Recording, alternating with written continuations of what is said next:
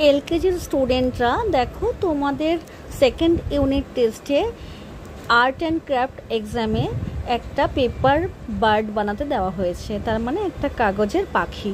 দেখো, আমি 3টে পেপার নিয়ে নিয়েছি, একটা হোয়াইট কালারের চার্ট পেপার আর 2টো কালারিং পেপার, আর নিয়েছি আঠা, কাঁচি, মার্কার পেন, পেন্সিল, আর নিয়েছি কিছু রেডি ডিজাইন। এগুলো তোমরা বই খাতার দোকানে পেয়ে যাবে। আমি 2টো কালারিং পেপার নিয়েছি, একটা ইয়েলো এবং একটা রেড।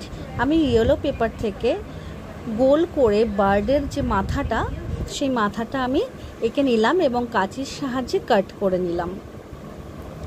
দেখো, আমি গোল অংশটা মাথার জন্য কেটে নিয়েছি। তোমরা তোমাদের পছন্দের কালারিং পেপার দিয়ে পাখিটা বানাতে পারবে। আমি রেড অ্যান্ড ইয়েলো দিয়ে বানিয়ে দেখাচ্ছি।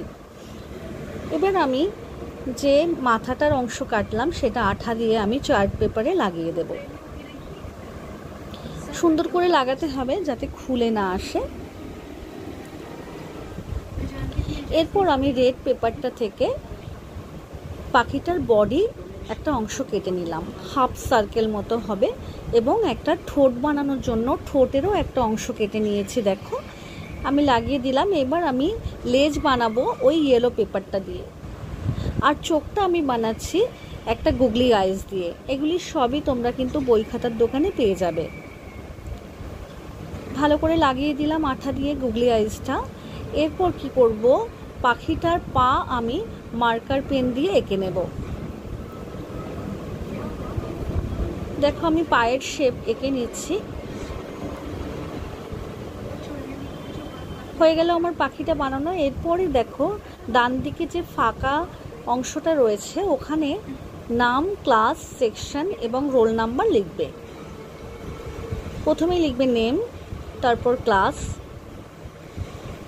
তারপর লিখবে সেকশন এবং একদম নিচে লিখবে রোল। এগুলো কিন্তু অবশ্যই লিখতে হবে, না হলে তোমরা কে কোনটা বানিয়েছো সেটা বোঝা যাবে না। এরপর কি করবে, ওপরে যে অংশটা রয়েছে সেখানে তোমরা লিখে দেবে বার্ড। যেহেতু পেপার বার্ড বানাতে দেওয়া হয়েছে তাই তোমরা বার্ড লিখবে।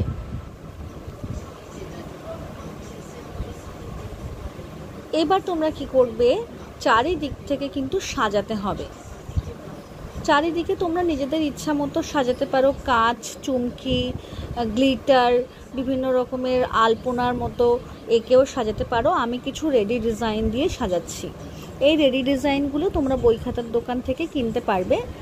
এগুলো স্টিকারের মতো পেছনে আঠা লাগানোই থাকে, জাস্ট খুলে নিলেই আটকে দেওয়া যায়।